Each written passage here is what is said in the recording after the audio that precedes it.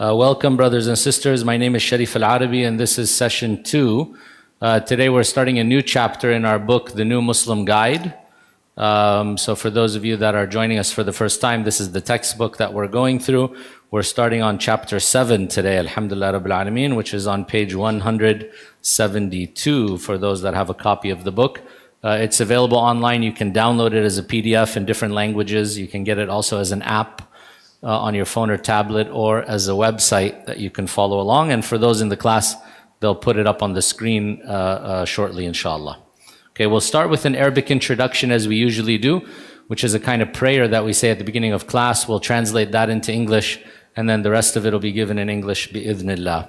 Inna alhamdulillah, nahmaduhu wa nasta'inuhu wa nastaghfiruh, wa na'udhu billahi min shururi anfusina wa min sayyiati a'malina. من يهده الله فلا مضل له ومن يضلل فلا هادي له وأشهد أن لا إله إلا الله وحده لا شريك له وأشهد أن محمدا عبده ورسوله أوصيكم ونفسي بتقوى الله أما بعد فإن أصدق الحديث كتاب الله وخير الهدي هدي محمد صلى الله عليه وسلم وشر الأمور محدثاتها وكل محدثة بدعة وكل بدعة ضلالة وكل ضلالة في النار رب اشرح لي صدري ويسر لي أمري واحلل عقدة من لساني يفقه قولي. We start by praising Allah subhanahu wa ta'ala and thanking Him, as all praise and all thanks are due to Allah subhanahu wa ta'ala. We ask for His help, we ask for His guidance, we ask for His forgiveness, and we ask for the protection of Allah from evil that may be within our own self, and from the consequences of any of the sins that we have committed.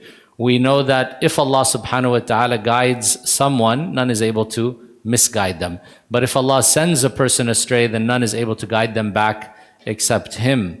We testify and we bear witness that there's no one and there's nothing that's worthy of being worshipped except for Allah subhanahu wa ta'ala, the creator of all things.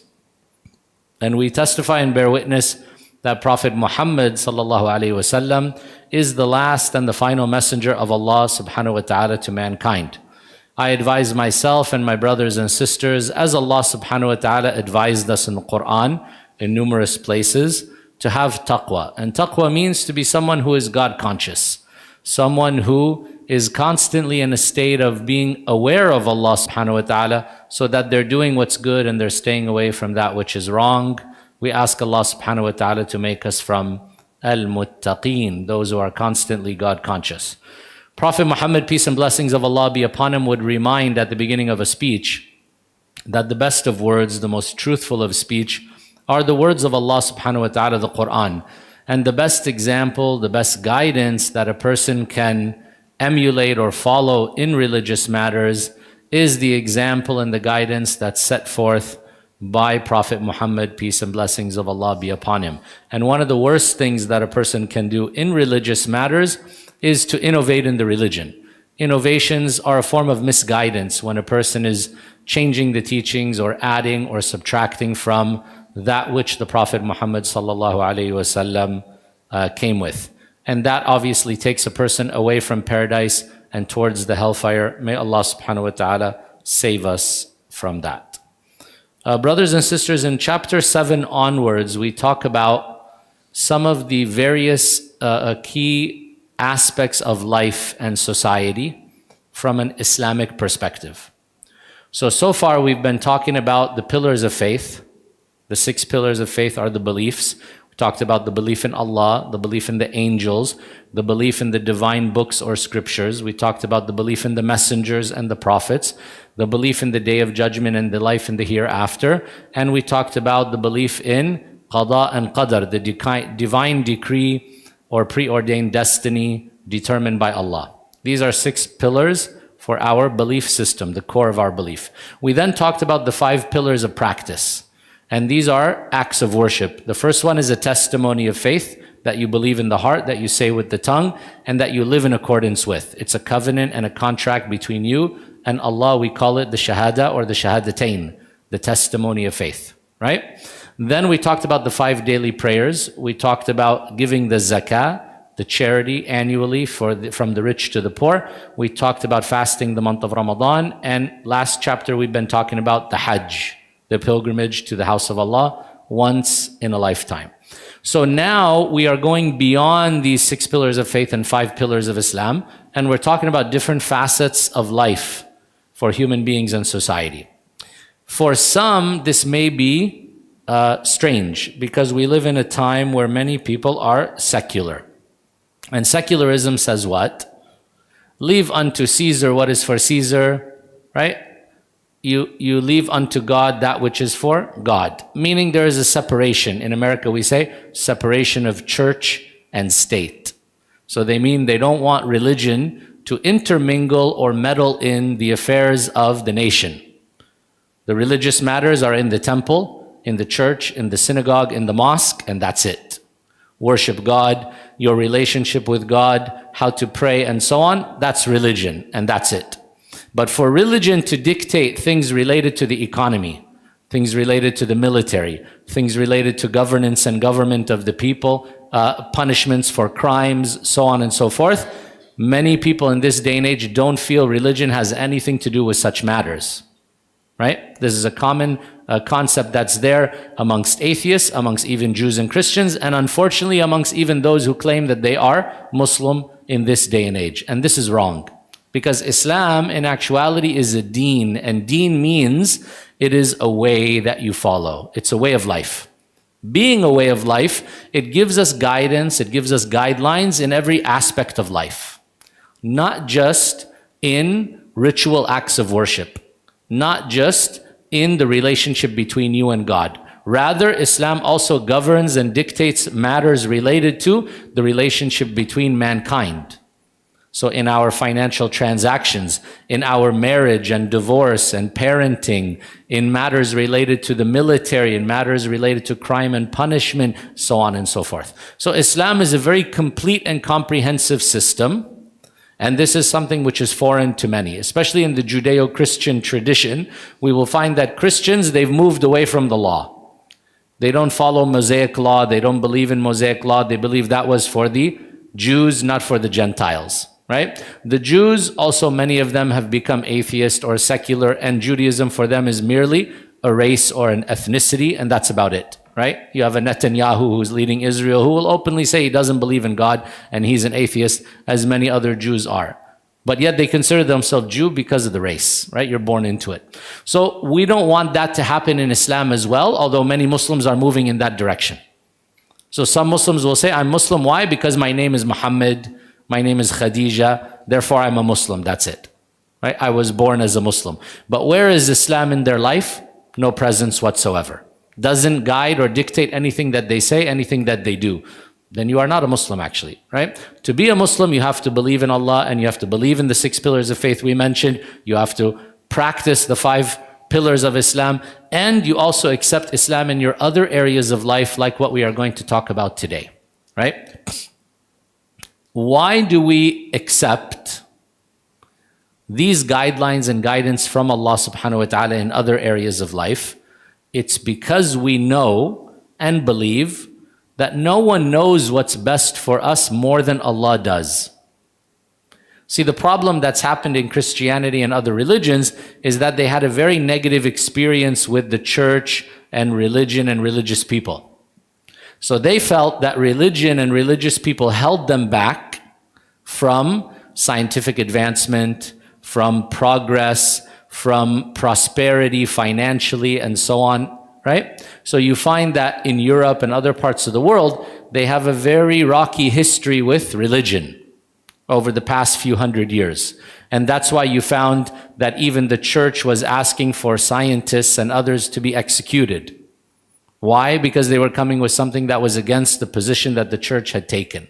So they looked at religion, and that has affected the modern day generations as well. They look at religion as being something which is backwards and something which is holding people back.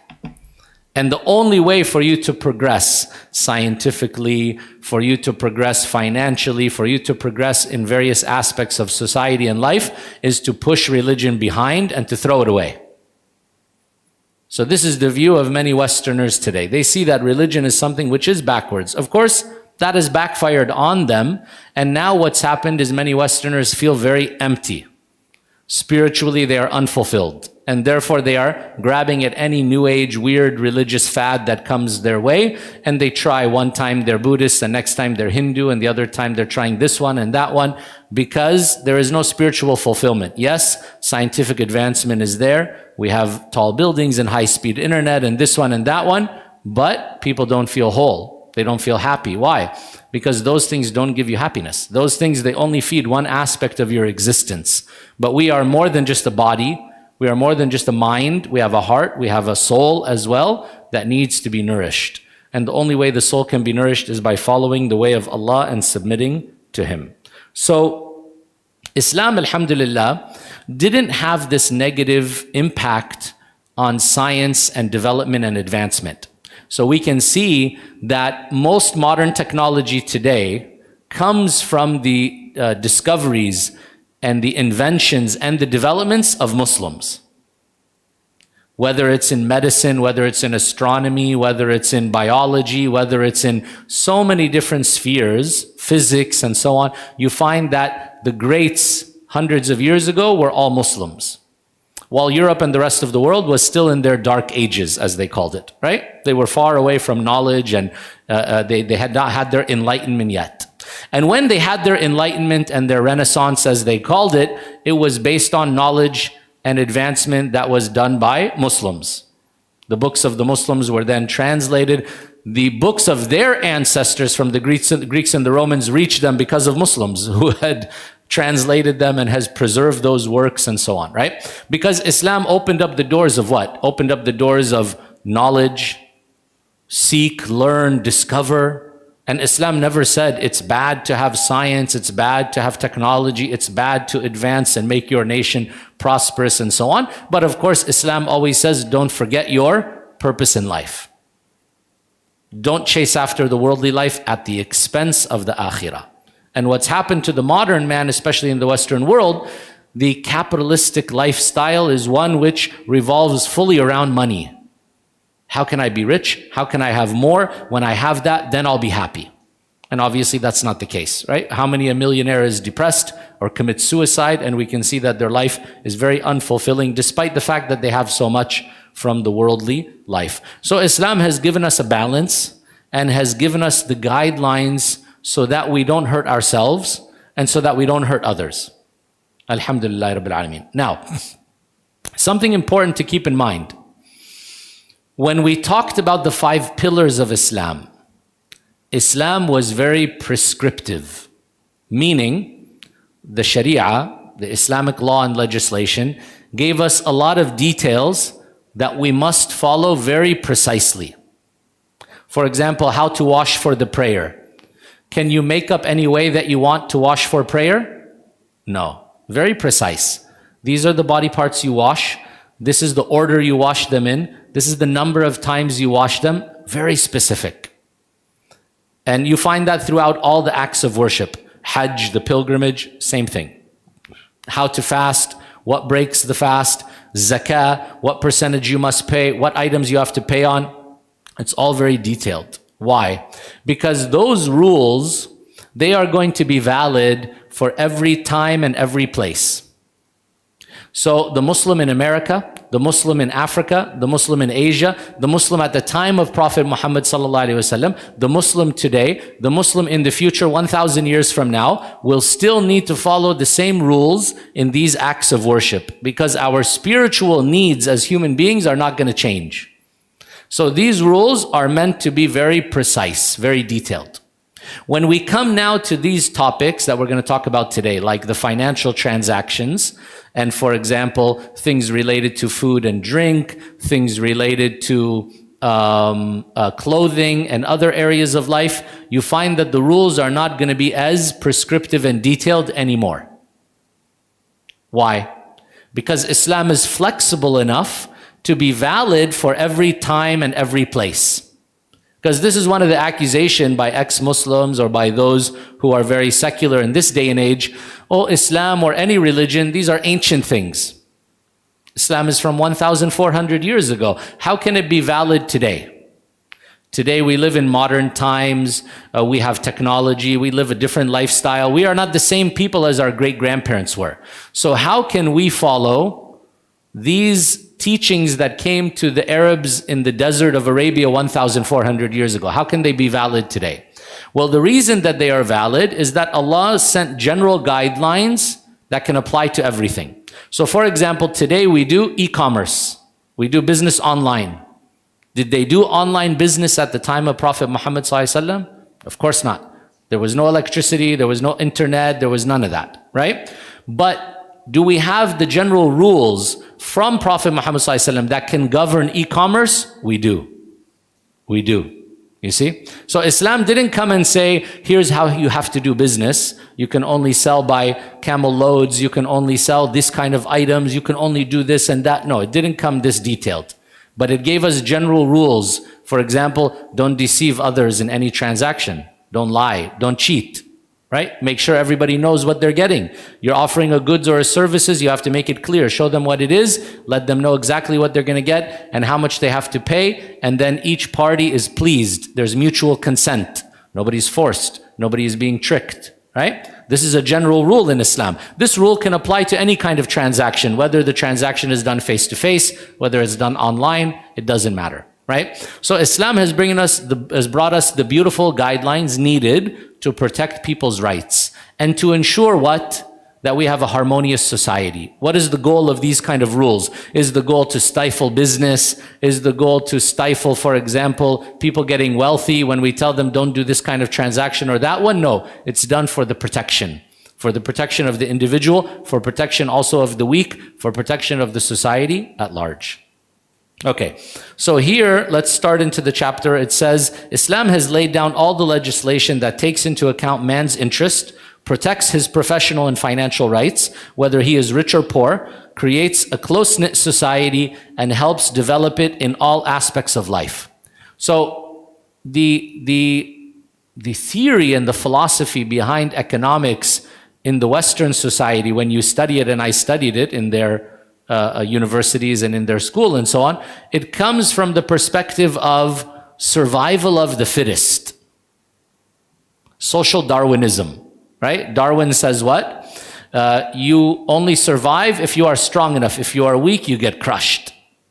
So too in the economics, then the mentality is the rich will crush the poor, and that's it. Too bad. Sucks to be you if you're poor.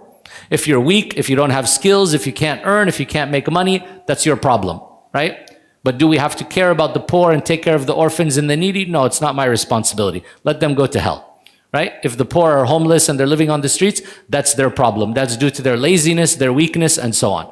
So there's a lack of mercy and compassion in the Western system, which has disgusted many people. And that's why they try to patch it up with things like corporate social responsibility.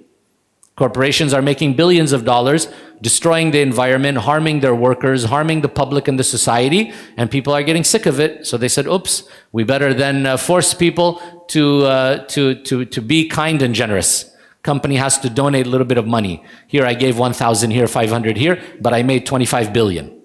Oh, you're so generous, so kind of you. I destroyed all the environment. I gave my workers a mental illness and physical illnesses due to the way that they were working in awful conditions. But don't worry, I planted a tree and I gave a few $100s to a widow or an orphan here or there. What is this, right? This is not the way. This is not the way. So when money is your goal and your God, on the dollar they wrote, in God we trust, but I would say it's a lie. It's in the dollar we trust, right? It's money is the goal for many people in this day and age. So what happens? You then trample on the rights of others, right? And you break apart the society. As we mentioned before, you can watch on the news now, streets are burning and protests are going on and the people are out and they're angry about what? Many times it's the poor against the rich. The elites, the 1% as they call them, they are controlling everything. They control the politics, the society, the media, the corporations, and then the 99% of the peasants and the fiefdom, right? We're all just like working on a plantation for these rich and powerful elites.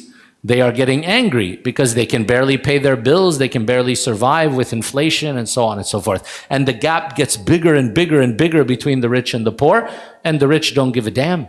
Every year there are more billionaires and more millionaires, and they spit on those poor who are below them, and that's it, right? So in Islam, we say, no, this is a brotherhood. As human beings, we want to be a close-knit society. Will there be rich and poor? Sure.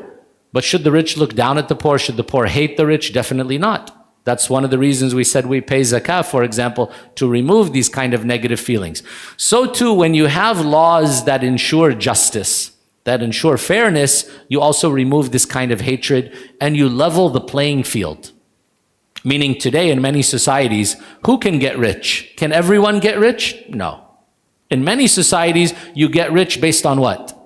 Nepotism, cronyism, racism, any of those isms, right? You get rich, why? Because of who you know, because of who you are, not because of what you can do. It's not because you have knowledge or you have skills or you work hard. So it should be a level playing field in Islam. Everyone should have the opportunity to get rich. Everyone should have the opportunity to work hard. And it should not be based on the color of your skin or your race or who you're connected to and who's your cousin and who's your uncle and all this kind of stuff, right? So in this chapter, we're going to talk about what's the general ruling relating to all types of transactions in Islam? What are the things that are prohibited and what makes them prohibited? Some are prohibited innately because of what we're selling, for example. Others, it's not about what you're selling, it's about how you're doing that transaction. And we'll talk about the several types of transactions that can be forbidden in Islam. And there are not very many. It's a handful, that's it, right? These things you need to watch out for. As long as you are not doing that, then it's halal for you to do business. We will also talk about some of the ethics in business in Islam, which is very important because ethics is lost in business in this day and age, unfortunately, right?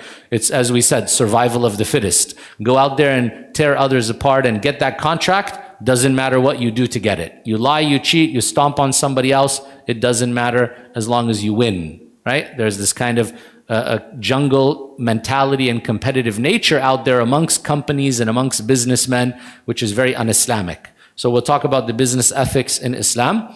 And of course, this is theory. The problem is what? Do the theory and the practice match? So for example, I remember once a sheikh who's come and visited here in Malaysia a few times in America. I was praying at his masjid regularly, and then he was telling us a story about a non-Muslim that came to the masjid and he wanted to enter into Islam. He was getting close and he was watching them do the prayer of Dhuhr and so on. So after Dhuhr, the sheikh wanted to finish talking with him and close the conversation, and maybe he was going to take Shahada and become Muslim.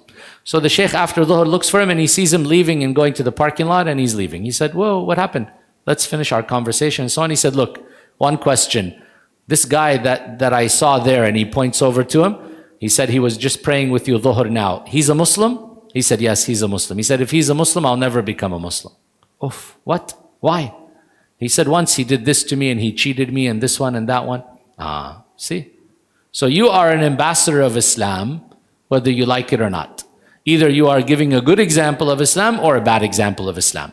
So the one who thinks, I pray in the masjid, but then out in the streets, I cheat people in business and I lie and I do all that, what kind of Muslim is that? It doesn't work like that. It doesn't work like that. You need to be a Muslim in the mosque and a Muslim outside of the mosque. You need to be a Muslim in your business and a Muslim in your home and a Muslim in the street and a Muslim in the masjid as well, right? So we have to be very careful about this because akhlaq, good morals, good manners, a good way of dealing with people and doing the business transactions and so on is a great way of making da'wah.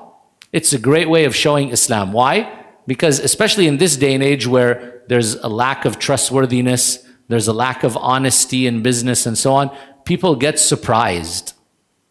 Like I'm surprised by my non-Muslim workers who report to me in the company, who tell me openly, we're so happy that we have you as a manager. I said, why? They said, oh, because you're honest, or because of this and that. For me, it's a very basic thing. So they are saying to me, all our other managers lie to us.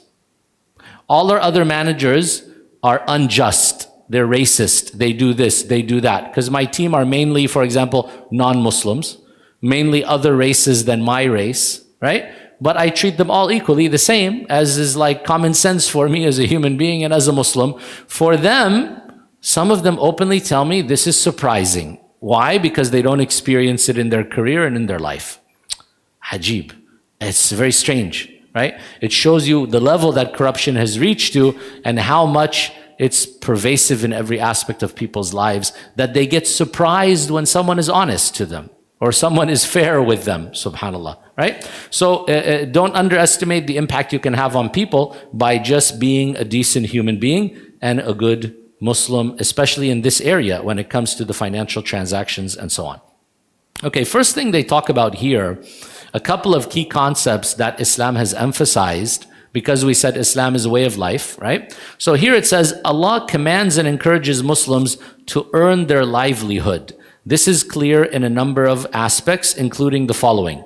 The Prophet ﷺ has forbidden us from begging as long as we are able to earn a livelihood, and informs us that those who engage in begging despite their ability to scrape a living lose their dignity in the sight of Allah and that of people. Allah says, the Prophet ﷺ says, a person who unnecessarily continues to beg will stand before Almighty Allah on the Day of Judgment without a shred of flesh on his face.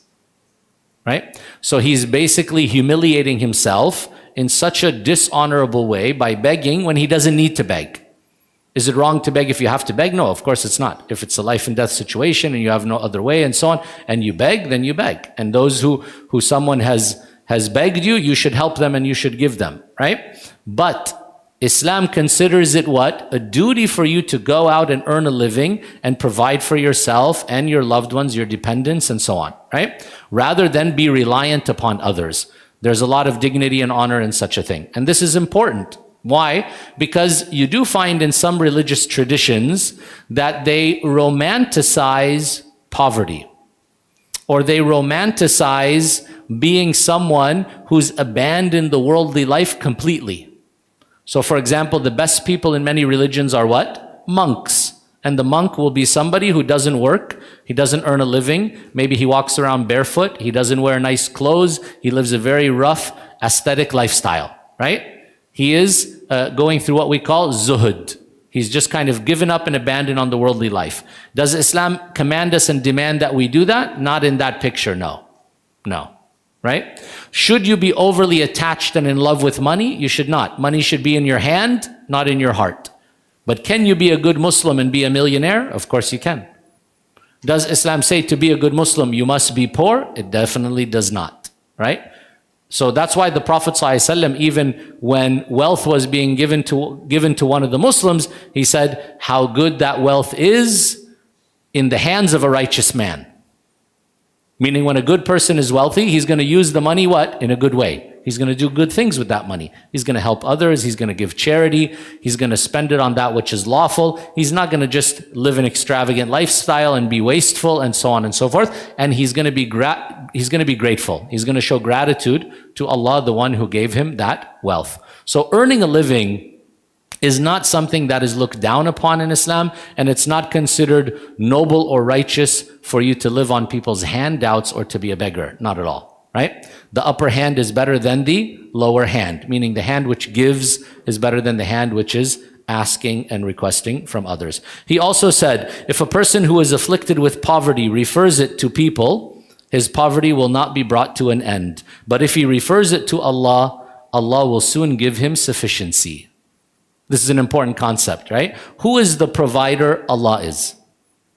Sometimes when we live a life which is based on a paycheck, we have a monthly paycheck, someone signs that paycheck, you start to what? Rely on the paycheck. You don't rely on God. You don't believe that Allah is your provider. And so you get terrified that if you lose this job, how will you ever live? How will you survive? Right? So you start to believe that your provider is the one who signs the paycheck, and this is a completely wrong belief. Allah is your provider. He provides for you through that job. He can provide through some other means. So when someone goes through a financial difficulty, and that may happen, that did happen to Prophet Muhammad ﷺ, to his companions and so on. There were times where they had large amounts of wealth and times where they had nothing. But they would always in the hard times rely on who?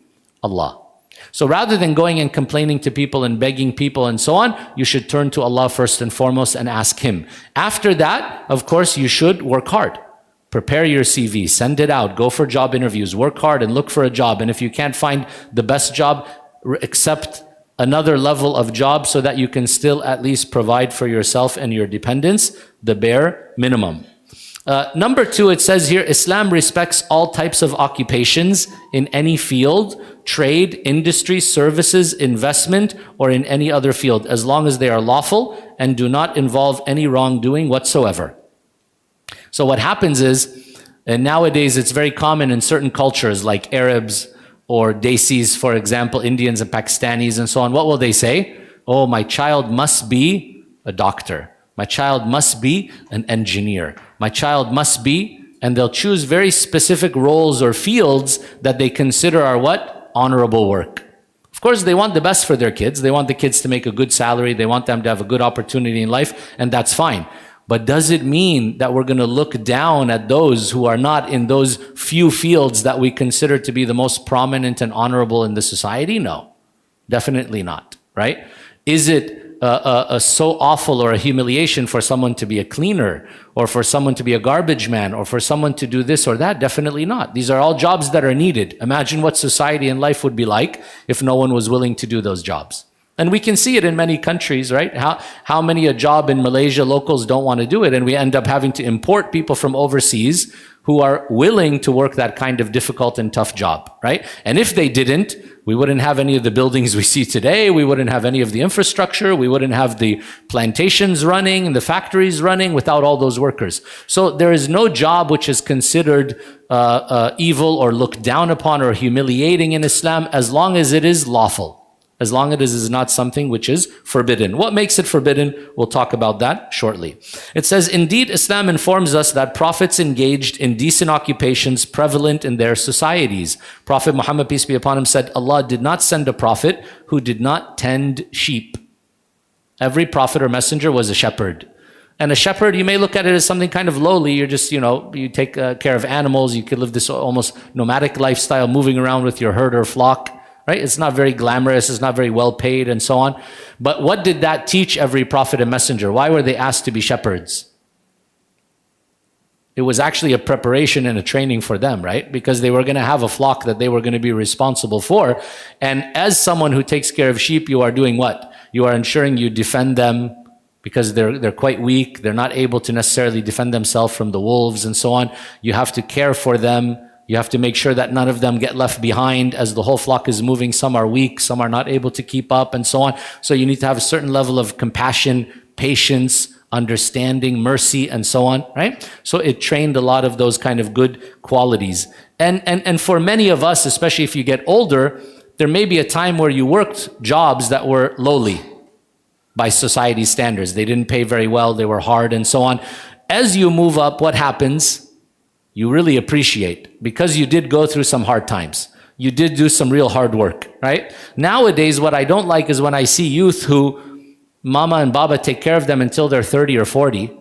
They spend everything on them. They never worked a day in their life. They're just going to school. It's university after university, master's, PhD, this one. And they're going to now try real life at the age of 35. It's like, what? Come on, guys. What is this, right? They never worked a day in their life. They never contributed anything. Mama takes care of everything, does their laundry, cooks for them, and Baba provides everything. They never spent any money from their own pocket. What is this? I don't know. I don't necessarily agree with this kind of lifestyle. I don't think we're preparing people to be adults and to be independent. And we can see it. Some of our youth in their 30s and 40s, and all they can do is play video games and live a very childish lifestyle. And they're not ready for any kind of real responsibility or starting a family or things like that, right? So hard work is something in actuality that makes you more grateful, makes you more resilient, and prepares you for life.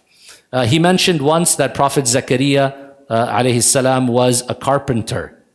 So these were jobs that the prophets and messengers worked, and there is nothing degrading or humiliating about them as long as they are lawful means of earning a living. Number 3, a person who engages in an occupation with the intention of supporting himself and his family and helping the needy will be abundantly rewarded for his effort. So this is the other beautiful thing in Islam. As we said, Islam permeates every aspect of life, which means what? It means that even the mundane and the normal things in life, which you may consider to be not religious in nature, can be religious, can be an act of worship, which God rewards you for. So if a person gets up in the morning and goes off to work with a good intention, Allah will reward them for working hard. And when they pay the rent and when they buy food and feed themselves and their family and so on, Allah will reward them for that, because that's something that they've been commanded and asked to do. So if you do it with the right intention and you do it following the guidelines that we're going to learn in this chapter, the Islamic guidelines, then it becomes an act of worship. And that's why you get some of the disciples and companions of Prophet Muhammad ﷺ saying what? I expect Allah to reward me for the time I was sleeping, the same way He's rewarding me for the time I was awake. So what does that mean? When he's awake, he's maybe reciting Quran and praying and giving charity and helping others. He's doing a lot of good deeds. He says, I expect while I'm sleeping, I'll get good deeds as well. Why? Because even the sleeping, he says, I'm doing it with a good intention. I'm doing it as an act of worship. So Allah will reward me for that time, which means 24/7, you can be in a state of worship of God, not just the 5 minutes you were doing your 5 daily prayers. Rather, your entire life is for Allah. And that's not so easy. For many of us, we don't live consciously. We live subconsciously, just like that. Why did you do that? I don't know. I just did it. It's a habit. I just do it, right? I go to this shop, I buy this, I move here, I move there. But you're not cognizant of what you're doing. So Islam says, be aware, be conscious, and do everything with purpose. Do everything with intention, and Allah will reward you for that. So these are a few basic concepts about work and about money. There's much more that we can say, but this is a very introductory kind of presentation of the topic, right? Like we said, money in and of itself is not necessarily good or bad. So Allah refers to money in the Quran as khair. Khair literally means good. Allah talks about money as good. So money is not evil, but money is a tool, and a tool can be used for good or evil, can be used for right or wrong. How you use the money. And actually, Allah is going to question us about two things related to money. He's going to ask us about what? About where did you get it and how did you get it? And about how did you spend it? Both, right? So that's where the Muslim is always very conscious and watching. Did I earn my money in the right way? Not by lying, not by cheating, not by hurting others and so on. And then how did I spend it? Did I spend it in a way which is right and which is lawful? Okay, now, first thing they talk about here, the header says, all types of transactions are generally allowed in Islam. So this is a general rule. If we want to know about a financial transaction, like we said, is it halal to do e-commerce? Is it lawful to buy and sell via the internet, right? This didn't exist at the time of Prophet Muhammad, peace be upon him. The automatic response will be what? Yes, it's halal until proven otherwise. If somebody wants to make it haram, they need to come and prove that it is haram. When we were talking in the previous chapters in the acts of worship, it was the other way around. So if somebody comes with a new way to pray and says, hey, this is the new way that we're going to pray to God, we said, sorry, forbidden, unless proven otherwise. You have to show us in the Quran or in the sayings of Prophet Muhammad, peace be upon him, that this is something allowed or something encouraged, right? Otherwise, we're not going to do it. That's why many scholars are very cautious when people come up with some new way that they say, hey, we're going to do this or that. Many times they'll say, wait, they'll say what? Oh, that's an innovation. Sorry, you made up something new, not allowed. But in business, it's the other way around. The transactions are lawful until proven to be unlawful. So someone comes and says, Bitcoin halal or haram? The default answer will be halal. If it's haram, prove that it's haram. Why is it haram, right? And now there's a debate going on among scholars about cryptocurrency, for example. Is it lawful or not? Is it a commodity? Is it a currency? Can you invest in it or not? And it's a long debate among scholars. Some scholars have said, I won't give a fatwa about it. I won't give an answer about it. Why? Some of the elderly scholars of the Muslim Ummah, for example, they refuse to issue an edict, a religious decree, about cryptocurrency. What's their justification for that? They don't understand it. They said, I don't know it. I don't know what it is. And I don't understand how it works. Therefore, I cannot give a ruling about it.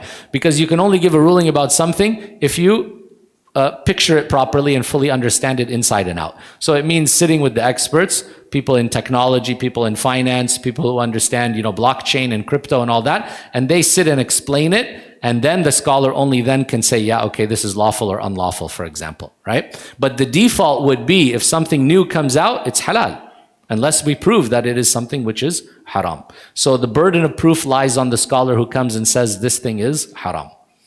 So here they said all types of transactions are, as a general rule, allowed in Islam. These include selling, buying, leasing, and all kinds of transactions which people need in their everyday lives, with the exception of those things which are forbidden due to their innate impurity or the manner that they are acquired. So it could be that the thing we're selling or renting is forbidden, goods or services, or it could be the thing is lawful, but the way we want to do the transaction is unlawful, right? So let's talk about some of those details. So here they talk first about the category, things that are prohibited due to their innate impurity. There are some things that are just haram in and of themselves. Therefore, you're not allowed to make money out of them. What comes to mind? Maybe it's already showing there for you to see it. Yeah, you can already see it. Where's my... Brother, I left my bottle of water outside. Could you grab it for me if you don't mind on the table? Oh, it's right there. Yeah. Shareef, can you hand it to me? Thank you. Jazakallah khair. Thank you so much. So here they say things that are prohibited due to their innate impurity. These are things which Allah has declared unlawful due to their innate impurity and therefore must not be sold, purchased, leased, manufactured, or put into circulation. This is important. Why? Because we do find some Muslims who buy or sell these things because they feel they can make money, but then they'll tell you what? Don't worry, I don't use it. Or I don't sell it to Muslims, I sell it only to non-Muslims, and non-Muslims, they don't care about it, so what's the harm? Allah talked about that in the Quran, that previous nations did the same thing, right? So the Jews that were living amongst the Arabs in Arabia, they would do some unlawful transactions with them that they considered unlawful, but they said, well, these Arabs, they don't consider it unlawful, so no problem. Well, no, if you think it's bad, then you obviously shouldn't also sell it to others, because these things, we're not selling them because we think that they're harmful. They're things which are unhealthy. They're things which are harmful for the body or the soul or both, right? So they give us some examples of that, examples of things which Islam has prohibited due to their innate impurity. The flesh of dogs and pigs. So pork and all pork products in Islam are haram, right? So it would not be allowed for someone to raise pigs or to sell it or to benefit from the leather or the fat or the hair or any of that. So that's why you'll find even now a paintbrush they'll market in the store. Oh, this one is using pig bristles. It's using the hair actually that comes from a pig, right? Or you can find that even in a hairbrush or things like that. So they'll market that way, especially in a Muslim country like this, because Muslims shouldn't buy that.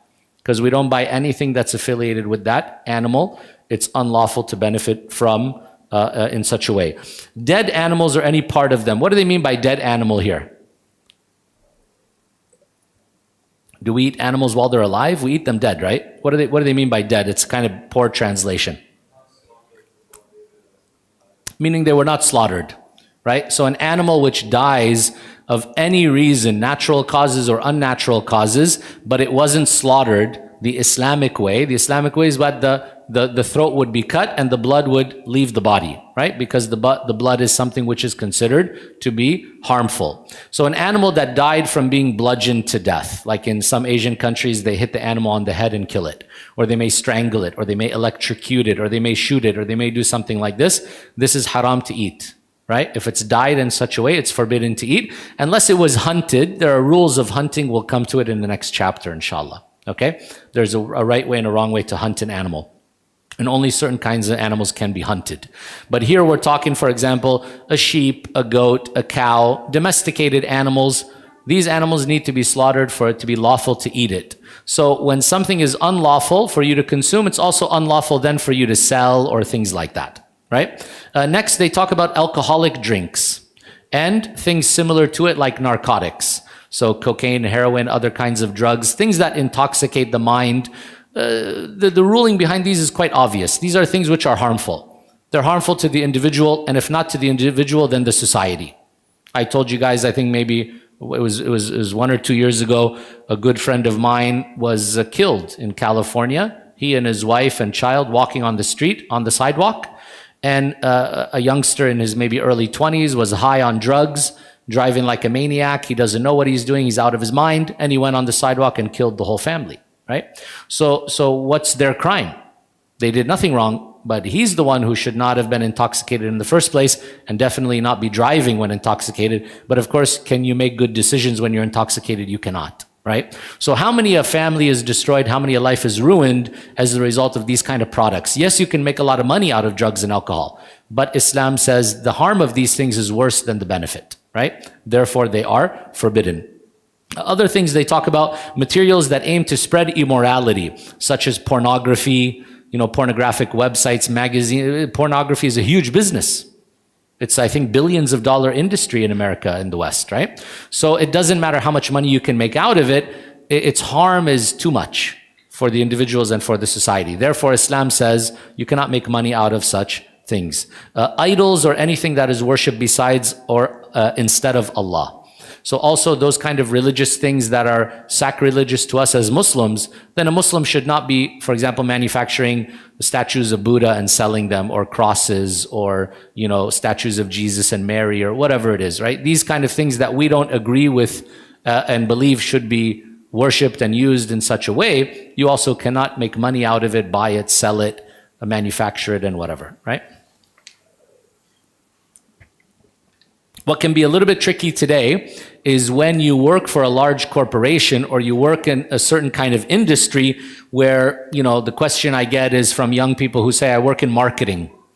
And then the company is going to do a marketing advertisement campaign for Christmas or for this one or that one. So these can be quite problematic, right? So you need to try to be in a company that matches with your ethics and your beliefs, right? And if not, then at least establish in that company what you can and cannot do and see if they can respect that. And if not, then look for alternate means, and Allah is the best of providers. So this first category we said is you cannot make money out of something which is haram in and of itself. The thing is forbidden, therefore you cannot sell it or buy it.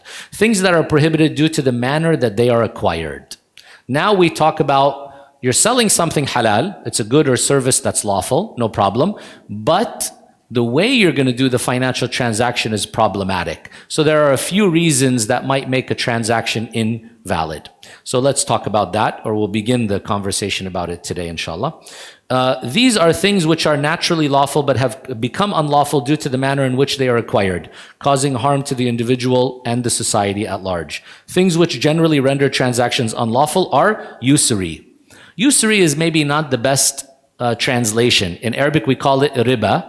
In English, it's called interest in this day and age, right? Usury for many Judeo-Christian people means a large amount of interest. So meaning interest which is like double digits, and it becomes problematic, like what credit cards will do. They'll say 25% interest or some outrageous amount, right? But hey, if it's only like 3% interest, no problem. No, Islam says any amount of interest is forbidden. Any amount of interest is forbidden. So here they list down the things they say: usury, riba, deception. So that means you're some form of trickery and lying in the transaction. Injustice, there's some form of dhulm where one party is winning and the other party is losing. And gambling, right? Where there's a lot of speculation and risk in it, and it means one person wins and one person loses. Again, transactions are meant to be mutually beneficial. I sell a good, I wanted to get rid of it, I get money from you. You get the good you benefit from, you give me the money, I benefit from it. But gambling is one side wins and the other side loses. And that usually can create what? Some form of animosity, anger, hatred, and it creates an imbalance. And you can see the negative effect that has on individuals and society. Okay, let's talk about the first one. The first one is usury, or what we call in Arabic riba.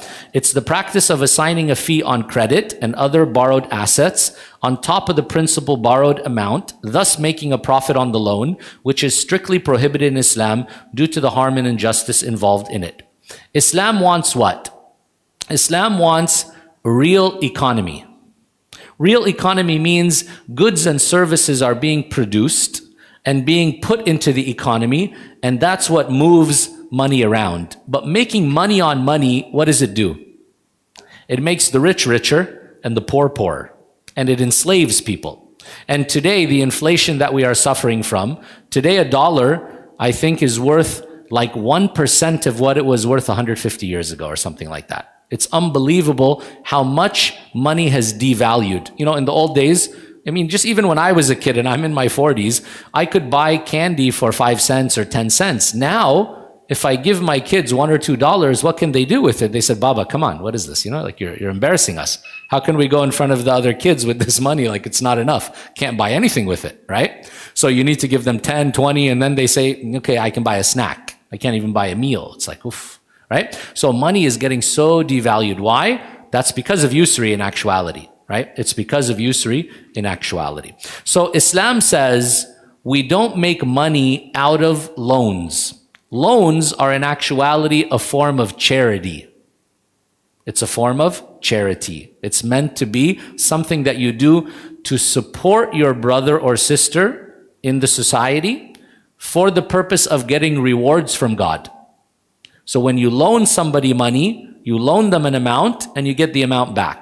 What's the difference between it and a full donation? Donation, you give the money and you don't need it back. You say, here's 100, you need some help and you don't have to pay me back. That's a donation, and that's very rewardable. When you give the money and you say, give it back, you'll get rewarded. You'll get less reward than the full donation, but it's a form of donation. You say, pay me that money back when you can, or pay me back on a set date in a year from now, for example, right? But they don't have to pay you back more. Now, if they want to give you back more, can they? Yes, they can in Islam, of course, and they should. It's good when you pay back a loan to give more. But you give it as a gift. Someone gave you 100, you give them 150, you give them 110 because you're in a better situation. Or you give them a gift with it and you say, thank you for your patience and for helping me in my time of need. But it can't be stipulated in the contract. Can't be stipulated in the contract, right? That you say, I expect more, and if you delay, then you have to pay more and more, and it's like what? Compound interest as they have today in most loans, right? So this is what loans are supposed to be, this is how loans are supposed to function, right? The wealthy help those that are less wealthy or those that are similar to them in their time of need. And if there are huge loans that are needed, for example, for businesses and other things like this, then we are talking about investment. Investment means what? Risk and return. It means that there is a chance that you're going to lose, chance that you're going to win. Higher risk usually means higher returns and so on, right? So this is investment banking. This means I come and I give money and I have someone who knows how to do the work but needs the capital. I have the capital. I give him capital. We go in as partners and we split the profits, right? This is also then going to generate what? Goods and services in the economy. So it's something that's really going to benefit the economy. It creates jobs and it does so much, right? But just giving money and expecting to get money with guaranteed profit regardless of the outcome, this is wrong and not allowed in Islam. Now it says here, riba is of different types, but the most serious type of riba, and thus the one that is all the more unlawful, is one relating to loans and debts. So riba in Islam can be on money, and it can be even on certain kind of food products and commodities, right? When you're exchanging those kind of things, Islam has put some stipulations. So it says that it has to be hand to hand, it has to be done spot, a spot transaction, and it has to be equal. So for example, if I'm going to exchange gold for gold, then it has to be done as a spot transaction, and it has to be equal in terms of the value and the weight and the quantity and so on and so forth. If I want to do a currency conversion, let's say I'm going to change ringgit for dollars, then it has to be a spot transaction, but the quantity doesn't have to match because now it's two different types, right? So when I give dollars, I'm going to give $10, I'm going to get 45 ringgit back, for example, right? So the amount doesn't match, but it has to be a spot transaction. There can be no delay in it. But here now they're talking about a different type of usury, and this is the usury that we're most accustomed to, and that is from loans. So usually people go to the bank and they get financing to buy the house, to buy the car, or whatever it is, right? So that is forbidden in Islam. So here they say it covers any stipulated additional amount over the principal in a transaction of loan or debt and is of two types. First one, riba on debts. This type of riba exists in every debt which carries a stipulation binding the debtor to pay to the creditor any sum of money in excess of the principal sum of the debt. And they give you the example. John borrows £1,000 from Martin and promises to pay it back after a month. However, John finds himself unable to pay the debt off after a month, and so Martin, the creditor, stipulates that John either pays the debt off without any excess of the principal sum of the debt or pays £1,100 after another month, right? So we're now saying what? The time value of money. Every month that goes by, add 100 pounds on. You owe me more. Why? Because my money is worth something. But here, is your loan an investment? It is not. In Islam, it's not considered an investment. So you're not lending money to make money in Islam. You are lending money to help somebody out because he's in a time of need. Asking him to pay more back means you're putting him in debt even further. And that's why we find some people are now what? How many people are blacklisted and bankrupt, as they call it, right? It's a very common thing in the United States. Everyone is declaring bankruptcy because they just get into too much debt and they say, I give up, I can't get out. I don't know what to do, right? So what happens is when it's so easy to get access to money, people also then what? Overextend themselves. Because many people are taking out loans for the essentials of life. No. They're taking out loans for things that they don't need. I want to buy a second car. I want to upgrade the car. I want to get a bigger house. I want to get a second house. I want to get this. I want to get that. People are even taking loans and going on credit to buy a hand phone, to buy clothes, to buy the most basic of things. And they already have those things, but they want more and they want newer and they want bigger and they want better. And the economy pushes that because we also feed into this idea of consumerism and materialism. So it becomes the only way you are anything is if you have lots of stuff. How do you get lots of stuff when you don't earn? I earn 5,000, but I spend 7,000 every month. Where do I get the 2,000? I get it on credit. And so you put yourself into debt, and then the debt is huge, and the bank tells you, no problem, just pay the small, tiny amount every month. But then the interest is compounding, compounding, compounding. By the time you're done paying it off, you're going to pay multiple times what you spent. Right? Most people, when they pay their house off, and many of them even end up refinancing and so on, they may pay 2-3 times the value of the house that they originally agreed upon buying it for, right? So this is a system that enslaves people and keeps people continuously in a state of debt. Here it says, if however he still cannot possibly pay the sum off either after a month, Martin will defer payment another month on condition that John pays 1,200 and so on. Right? So this kind of a transaction is forbidden in Islam for the obvious reasons that we mentioned. Riba on loans. In this type of riba, a person takes out a loan from another person or from a bank with the stipulation at the time of the contract that the borrower must pay an annual interest both parties agree upon, say 5% on the borrowed amount to the lender. The example is John is interested in a house which is worth 100,000 but does not have enough money to purchase it, so he takes out a loan from the bank on condition that he must pay the bank 150,000 pounds in monthly installments over a period of 5 years. Now, is it allowed to do this kind of a transaction? You come to me and I tell you, I'm going to sell you this phone. If you can buy it cash, it's 1,000. If you can't buy it cash, I'll sell it to you in monthly payments for 1,500. Right? 1,500 total, and you'll break it down into monthly payments of 150 a month, for example. Is it allowed for me to give these two options to someone in a sale? It is. It's halal. But they have to choose one, and then we stick to that. So if they said they're going to pay it cash 1,000, they give me 1,000, I give them the phone, done. They say they're going to do monthly payments, then it's 1,500 in monthly payments until the payments are done. Let's say they delay on a payment. Can I increase the price? No. The price is set. That's it. Right? So I can give the two options, but then they have to choose one option. Then that becomes the contract, and we move forward with that. So paying in installments is fine in Islam. The problem with buying the house through the bank is what? Does the bank own the house? They don't. Most governments will not allow banks to own houses, right? So what you'll find in some Arab countries, to make something like this halal, you'll find like a Kuwait Finance House has a car dealership. So they go out with their own cash and they buy cars, and then they sell the car to you at a higher price than the market price in monthly payments.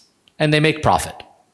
And there's nothing wrong with that in Islam. Right? So that financing is, I'm just letting you pay in installments, no problem, but I own the car. The problem in most scenarios, even in Islamic banking, it becomes a little bit fishy, is that the bank doesn't necessarily own the car or the house that they're financing for you. If they did, and they were selling it to you in installments for 10 years or 30 years, no problem, but they don't own it. So you're not allowed in Islam to sell that which you don't own. If you're selling that which you don't own, then it's called financing, right? Then it's a loan. So you're not supposed to make money off of money. Make money off of goods and services, no problem. But making money just off of money like that without any risk and without doing anything is wrong. Riba is strictly forbidden in Islam and is one of the major sins as long as the loan is taken out with interest, whether it is an investment loan for financing a business or industry or purchasing a vital asset such as a house or property, or a consumer loan for personal, family, or household purposes. Regardless of the reason, it's haram. There are some fatwas, there are some religious edicts in some countries where they say it's halal for you to buy a house with a riba-based loan from the bank. Why would they say that? They've said that because the people that ask them from those countries will create a dire scenario. So for example, in America, they told some of the scholars, apartments are small, and the maximum size of an apartment can only hold this many family members. So if we have a large family, the only option is a house. And the rent on the house is too expensive. It's cheaper if you buy it. And if I don't do that, I'm going to be homeless on the street. So they create this very dire situation where then the scholar may tell them, okay, if you have no option except to buy in this way, otherwise you're going to be dying on the street, then go ahead and do it, right? Because in Islam, the forbidden may be allowed temporarily, may be allowed due to life and death scenario, for example, right? Like we talked before about pig and alcohol, you're not allowed to eat and drink. But if you're dying out in the desert and there's only pig and alcohol available, can you eat and drink? You could, to save your life, of course, right? So there are priorities in Islam. One of them is that you stay alive and you save your life, even if it means doing something unlawful. But in a normal scenario, do you do the unlawful? No, you do not. It still remains unlawful. So here they say, however, purchasing goods in installments at a price higher than the actual price paid in cash is not considered a form of riba. So buying something in installments from a store, and they even put two prices. They say this is 1,000 if you buy cash, it's 1,500 if you buy in payments over a year or two, no problem. That's fine. You just have to choose one or the other. They give you an example here. A person has the choice to purchase a kitchen appliance for 1,000 and pay for it in cash, or for 1,200 in monthly installments, paying a monthly amount of 100 to the owner of the store from which he purchased the appliance for a period of a year, right? 12 months. Okay? So hopefully that's clear. I think we'll end there because our hour is up. Next time, we'll continue on talking a little bit about riba from an Islamic perspective. Some scholars have said riba is like the worst sin in Islam after just maybe one or two things like shirk and kufr. Because you find words like Allah saying He declares war against anyone who deals with riba. And if you look below the surface and you do a little bit of research and deeper thinking, you can see why that is. Because like I just said, the miserable state of many people in the world today financially is due to riba. So riba is something that really permeates a society and an economy, and it hurts people and it enslaves people, right? The 2008 financial crisis and collapse that almost caused the collapse of a number of nations and their economies was all because of riba, was all because of this, right? And because of certain, a small, fringe group of people and their greed, their insatiable greed, right? So these kind of financial rules may seem to some people like it's something personal. It's my personal choice if I want to do this or not. No, it's bigger than that. The impact is huge. The impact is on all of mankind and society at large, and the impact is very, very negative. So we'll talk next time about why or what the punishment is in Islam and what Islam has said about this and what are some of the negative effects of this kind of a transaction on society. And then we'll talk about the next types of forbidden transactions, things like deception and injustice and speculation and uncertainty and gambling and so on. Okay? Any questions, any comments, any corrections before we close? Go ahead. How about buying a house? Yeah. Assalamu alaikum. My question, Ustaz, is how about buying a house based on the mortgage?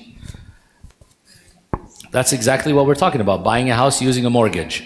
So a mortgage is where you go to the bank You say, bank, I want to buy this $100,000 house.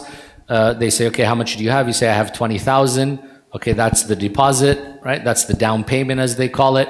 And then the 80,000, you want them to finance it. So they'll pay to the owner 80,000. Then you are buying it from them, sort of, but they put the title in your name and they put a lien on it, which means they can take it from you if you don't make the payments, and you pay the 80,000 in monthly payments over 20, 30 years, for example, right? So who owns the house? Do they own it or do you own it? So the issue here is you're not buying the house from them because they don't want an asset like that on their books. Assets like that, they go up and down in value, right? They can fluctuate. My mom bought a house, and then in the US, when the financial crisis hit in 2008, the house went to below 50% of the market value. And she had already paid it off, imagine. So a $600,000 house suddenly was worth $250,000. Oof, big loss, right? And then it took years to go back up. So for example, banks don't want that.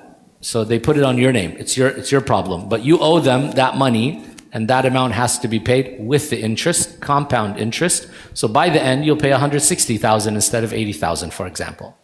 So Islam says that's haram, that's forbidden. Now what Islamic banking and finance has tried to do is find some clever tricks and workarounds to make it lawful. So they use different mechanisms. There'll be 3 or 4 contracts involved. So they'll say this is like, for example, musharaka mutanaqisa. They'll say it's a partnership. We're going to go in and buy the house together. You paid 20, we paid 80. And then you rent from us the 80% that we own. And part of your payment will go towards ownership. So your ownership will increase slowly, slowly, slowly. And the rent is their profit. So it's the same thing in actuality, but they use different names to kind of give a way out. What we need from Islamic banks is innovations, new solutions, rather than the conventional product just with an Islamic name and a different twist to it. And for 30, 40 years, it's been just sort of copying conventional products, trying to Islamize it somehow, but it's not very effective, in my opinion. I was in that industry for a little while, doing some of the research and translation and so on. So there's still a long way to go to improve that. If you ask me, loans should be really the purview of governments. They should be giving loans to people for big amounts. And investment banking is what banks should be doing. So if people want profit and they want to get money from banks, and they're giving their money to the bank, then it's to use to do business, to invest. Allah knows best. Any other questions, comments, and anything online? Yes. You mentioned that banks don't own houses. How do they repossess houses if they don't own the houses? What they do, most countries don't allow them to because it's risky. It's risky to own all that property. So like if with a car, the car is devalued. Every day it goes down in value, right? With a house, it also could go up and down. Like when we saw the housing crisis, houses plummeted below 50% of their value just before, right? So what they do is they put a lien on it, and that says this is like your collateral. When you don't pay us, we're going to come and take it. And then what they do, they auction it off. Let's say you still owe them 80,000, but they also will calculate what you owe them from interest and other things. It's not they're just going to let you out of it like that. If it covers all of the amount plus some, they'll give you the difference. But usually it's not going to be, right? So they're just going to take for themselves, and you may still owe them. Or you may end up declaring bankruptcy and all these kind of things, right? It can be messy. It depends on the country you live in. But yeah, I think usually banks will give you a few months. If you've missed a few months, they foreclose on the house, and then they end up going and selling it cheap in an auction and trying to recollect some of the money. So it's basically, you owe us this money, you have no way to pay us, well, you have property, we'll take the property.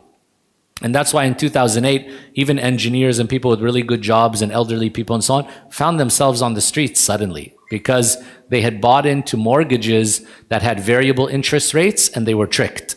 When the interest rate was real low, they were told, come, everybody can afford buying a house. Doesn't matter what your credit's like, doesn't matter how much income you have. So a bunch of suckers who were low income and low middle income, they went and bought houses, and then when the interest rate went up, as it inevitably does, they suddenly couldn't afford the payments. Oh, I used to pay 1,000, now it's 2,500. What the heck is this?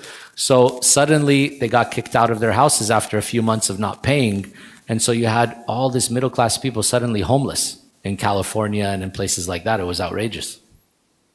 So that's the danger of these systems. And the financial institutions are unscrupulous. So they also sell to people that can't afford, and they make them false promises. They don't explain the fine print, they trick them. So they got them into variable interest rates that they couldn't afford. It wasn't a fixed interest rate and so on, right? Financial institutions usually know how to do what's good for themselves, not for anybody else, right? Allah al-Mustan. Any other questions or comments? Yes, sister in the back.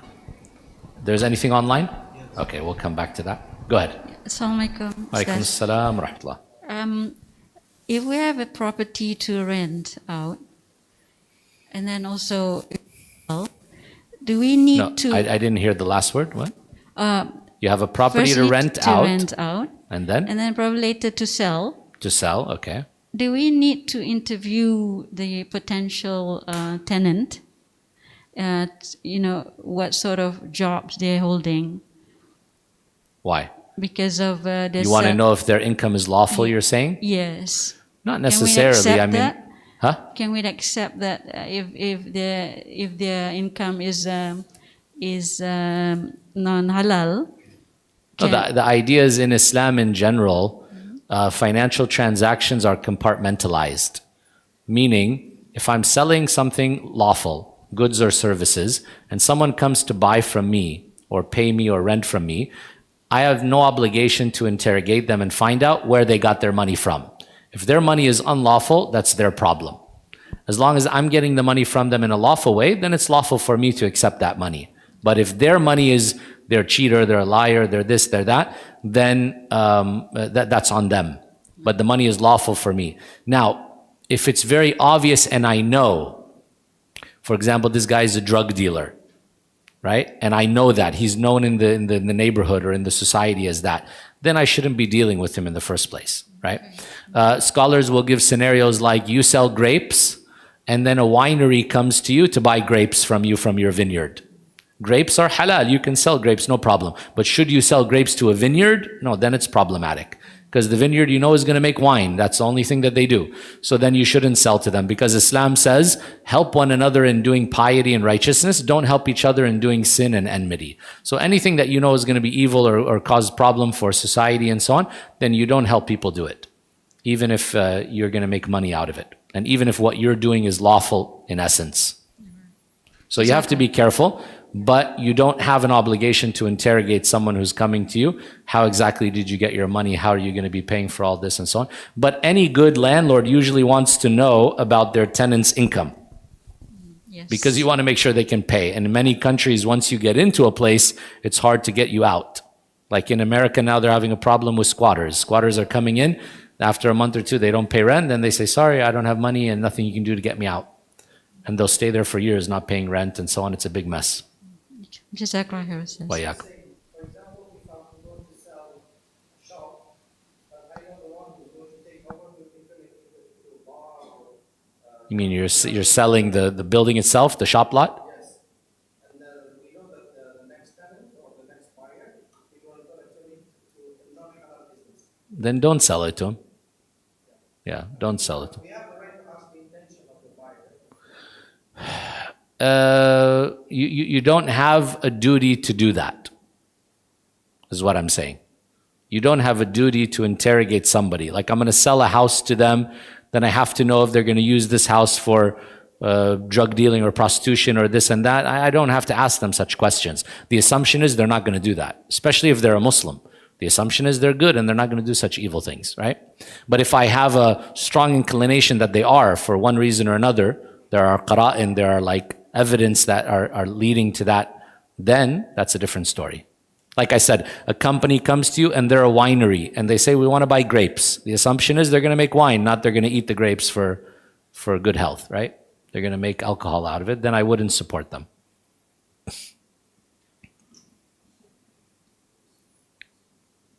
Assalamu alaikum wa rahmatullahi wa barakatuh. Wa alaikum assalam wa rahmatullahi wa barakatuh. Can we have a credit card if we always pay before the due date to avoid interest? So having a credit card that stipulates interest, the problem is that stipulation is haram in Islam.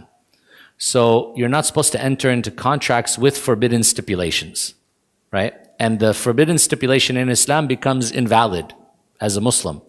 Meaning if somebody, I made a contract with them and they stipulated certain things that are haram, those are automatically invalid, right? So it's forbidden for you to pay that interest even if you were late. But in many countries, the law will not allow you to do that. You may go to jail if you don't pay. Your belongings and assets may be taken from you if you owe interest and you don't pay it and so on. So ideally, a person doesn't get into that kind of a credit card in the first place. In the old days, when I was very young, it was difficult not to have a credit card. Because if you didn't have a credit card, maybe you couldn't even rent a hotel or a car or something like that, right?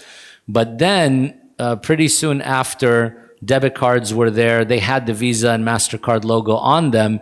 And it was very possible to do everything you could do with a credit card using a debit card. And the debit card is pulling what? Your own money. So there's no more anything called interest and all that. There's only maybe the fear of overdraft, that you pulled out more money than you have. But using that would be much safer because then you're spending what you have. You're not borrowing money from anyone. The only thing I saw was like Al-Arbi here in Malaysia had an Islamic credit card. They discontinued it because I don't think they made any money out of it. But I had it from them for a while. And that was, they give you a balance on it. You can spend it and then you have a certain amount of time to pay it back. And that's it. There's no interest. And even if you're late, they don't charge you interest. So that is a fully Islamic credit card. But that doesn't exist because banks want to make money. They don't want to just give you a loan for free and not get any benefit out of it, right? But this was like almost like a side product that they were offering to their other customers who have banking with them. But they discontinued it after a few years because they probably saw that they weren't making any money out of it. So Islamically, yeah, it's not good to take a credit card. A lot of people will do it because they want to collect also points. They want to do a lot of things like this. I see it personally as being problematic because of the stipulation that's there, even if you never end up using that stipulation, which says if you're late, you have to pay interest. So you should not be getting into that kind of agreement as a Muslim in the first place. And it's safer in Islam, spend what you have. Taking a loan and borrowing someone else's money is a form of humiliation and is only done when absolutely necessary. You're not supposed to borrow money from people unless you really need to, right? It's better for you always to spend what you have and live within your means. And credit cards don't encourage that. Credit cards open the door to spend beyond what you have and live beyond your means. Allah knows best. Yes. Wa alaikum assalam wa rahmatullah. I'm just curious because there's a push nowadays in society to go away from cash. Away from cash, yeah. Cards and throughout everything. Yeah. And if it's being endorsed by let's assume the government or whatever, being endorsed by the financial bodies, does that mean that they're going against the society? Does that mean that they're actually encouraging or assuming to be a form of riba because they want transaction fees 3%, 2%, 1%, but it still is as assuming it is because if I upload or reload $100 on a ringgit, I have to pay a ringgit transaction fees on that. So you guys go from a credit card to QR pay or a touch go and then you pay the merchant has to pay 2%. So as opposed to $100 in cash, which is the full $100 in cash of 2099 and 97 and then Yeah. over a period of a year, it drops down to zero. So would that be considered a wrong pathway? And not necessarily. Okay, so repeating the question for the online viewers and everyone else who maybe didn't hear it. The brother is talking about everything is moving cashless. We're going towards QR codes and online transactions and cards and all that. And pretty soon the governments will maybe even make cash illegal, right? That's what it seems like we're moving towards, because then you can also control people and monitor everything much more easily. So does that mean they're moving towards that which is haram? No, not necessarily, because it doesn't. What this question was asking about is a credit card.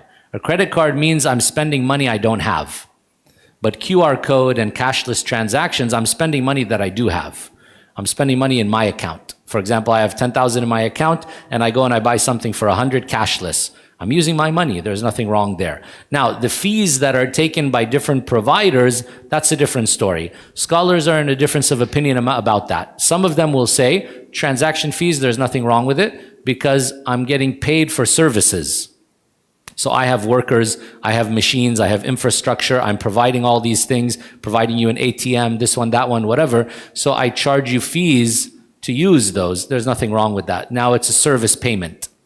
And it's a set payment, like I pay 3 ringgit for this transaction. So I'm not even really paying like a percentage of my money. I'm paying a set fee to withdraw money or to do whatever it is, right? So many scholars consider that to be okay. But some scholars do find certain transactions unacceptable. And the reason will be, we talked about it a little while ago where we said the only way you can give a fatwa, the only way you can give a religious verdict is if you picture the transaction and the whole thing correctly. So for example, when I go to an ATM, I have a Maybank account and I go to CIMB and I pull out money from CIMB and CIMB charges me money to pull the money out. What is that? Is that a loan? Is CIMB giving me 100 ringgit loan? Or is it pulling from my Maybank account? Or is it CIMB is charging me 1 ringgit interest on a loan and saying I'm going to go then and collect the money later from Maybank and Maybank is going to pay it back? So here, how do we picture that transaction? So some said, no, the whole thing is instant because it's just one big MEPS online system and it's all pretty instantaneous. The 100 disappears from my Maybank immediately. It doesn't stay there. It doesn't show me I still have that money. That money's gone, right? And so I paid them 1 ringgit fee to use their machine and to use their service, and it's a convenience thing. I didn't want to find the Maybank ATM, so I took it from their ATM and I paid that fee, right? So it depends on how you understand the transaction and picture it, how you might rule on it. So some scholars said, halal, no problem. You're just paying a fee to CIMB for their service. Others said, nope. It's as if there's a loan going on and you're paying money on a loan, that's a 1% interest, that's forbidden, that's haram. It depends on how you frame it. And that's where the bankers have to get involved. And that's why here, like I worked for a while under Bank Negara. So Bank Negara has a Sharia advisory committee and they have scholars there and they work with the bankers, and you have these CFOs and CEOs of the Islamic banks. So they meet together and they talk about this whole thing and they're always trying to move things in the right direction. What I liked in Malaysia is that they have even a Sharia and law harmonization committee. Because the problem in the civil law in most countries, Western countries, and Malaysia has a constitution which is based on the Western world, right? Just like most of the colonized countries do. So Islamic banking is not really supported by that law. Because like we said, bank cannot own houses, for example. They cannot own cars. They cannot resell them and so on, right? So the way that the financial transaction ends up having to be done has to comply to the law. So there has been a push to try to realign civil law to Sharia law on some of these matters, especially a country like Malaysia that wants to see itself as the center of the world for Islamic banking and finance, because there's a lot of money to be made. We're talking about $1 trillion industry already, right? All the petrodollars in the Gulf and in the Middle East and all that, a lot of people are looking how to invest that in halal way. Sure. Just wanted to ask you, from a more broader perspective, so Yeah. now that the government sets the degree that you are going to go cashless, Yeah. I'm now forced to pay that 1, 2, 3% of the ringgit Yeah. because certain establishments won't even accept cash. Yeah. So I'm forced out of pocket to now pay the extra $2, or the merchant is forced to pay out of pocket an additional 1% transaction.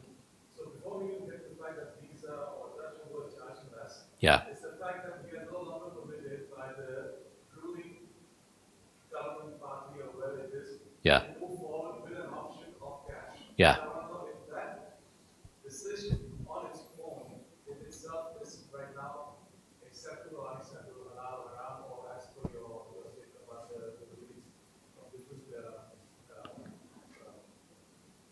scholars or No, so I didn't get your question. Is your question, is there sin on you when you are forced into that system? is there sin on whoever is the authority? Yeah. If it's a body or a singular person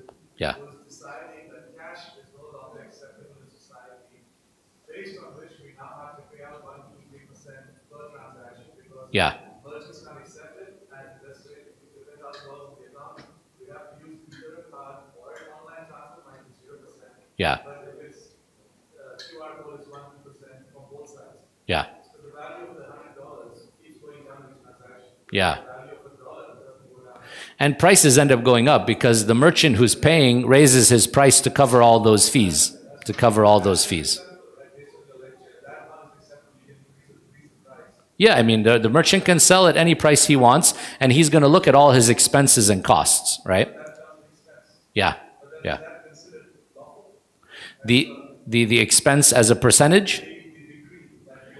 The decree, okay. So the brother is asking if a government implements something which is haram, will they be sinful for that? Yes, definitely. If they legislate something which is forbidden, but is going cashless forbidden in Islam? Not necessarily.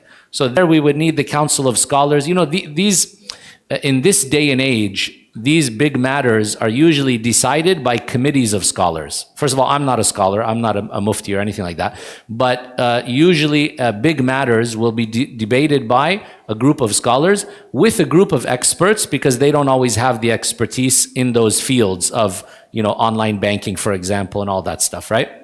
So usually they have these majma'as, they call them, these council of scholars that meet, and they have these big issues, and then they issue fatwas based on these matters. And that's best for us as Muslims to follow their fatwas, because we also are not that qualified, and we're not spending the time they're spending with the experts to really understand this thing and try to decide whether it's halal or haram. But if a government does, like for example in America, we were forced to take certain types of insurance which are not lawful. But we had to get it on our car, for example, or things like that, right? So the scholars said, do it because you have no choice, even though it's forbidden. You're doing something which is forbidden, but you had no choice. You'll go to jail if you don't do it, kind of thing, right? So we end up doing it, knowing that what we're doing is wrong. So we believe that it's wrong, but we do it out of necessity. الضرورات تبيح المحظورات. The necessity can make the forbidden lawful temporarily, right? For you in that situation. So if you're forced to do something unlawful, there's no sin on you in most cases, but there's sin on the one who forced you to do it. Now, is it sinful to go cashless? Not necessarily. But what we need to understand is, are there any things that are unlawful in the terms of the transaction fees and so on?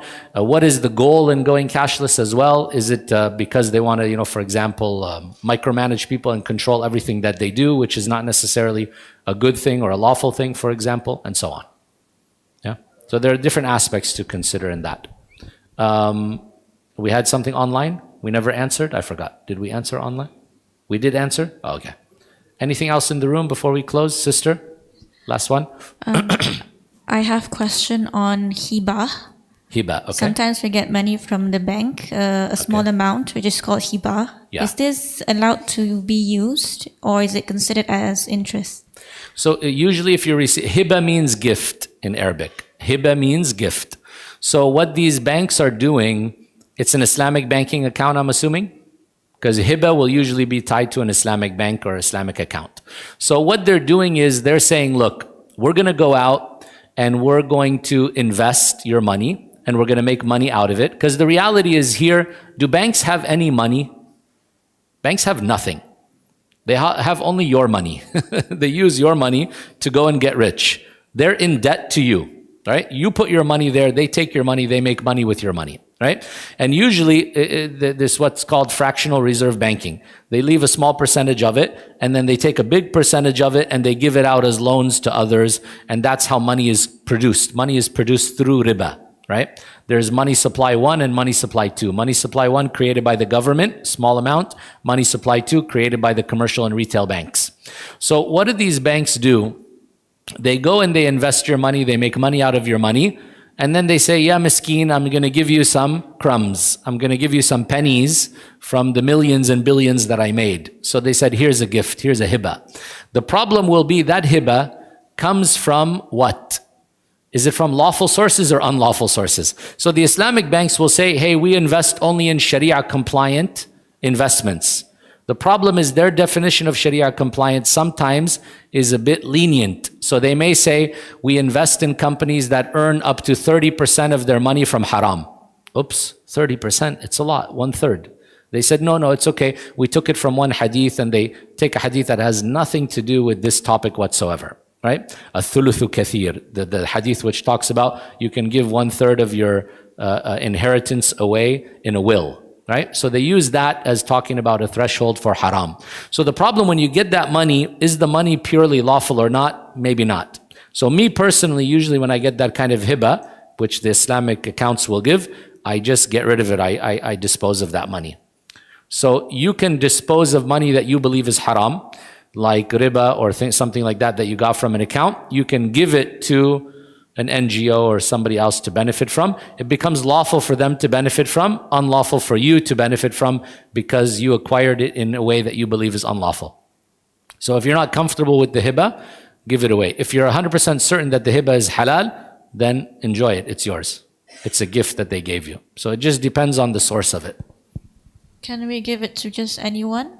Some scholars are strict, and they said this kind of dirty money, if you consider it to be dirty money, like riba money and so on, should not be used to, for example, build a mosque or print Quran copies or feed orphans and things like that. They said use it for dirty things like street sweeping and building, for example, the public toilets or something like this. Use it for public benefit, but not something that's consumed by humans or doing something honorable like printing the Quran or building a mosque. Other scholars said no. Once you've given it away to some other NGO or person, it's lawful for them. They can do with it whatever they want. It doesn't matter. That's the opinion I'm following personally. So I give it away to an NGO, and I usually will just mark it there as whatever, money laundering, cleaning the funds, Islamic money laundering. Cleaning the funds to get rid of the sins. But you yourself should not benefit from it. Don't feed your kids from it and so on if you feel that it's unlawful money. Allah knows best. Okay, we'll end there inshallah. Jazakumullahu khairan. Subhanakallahumma wa bihamdik. Ashhadu an la ilaha illa ant astaghfiruka wa atubu ilayk. Walhamdulillah wa salatu wa salam ala rasulillah. Assalamu alaikum wa rahmatullah.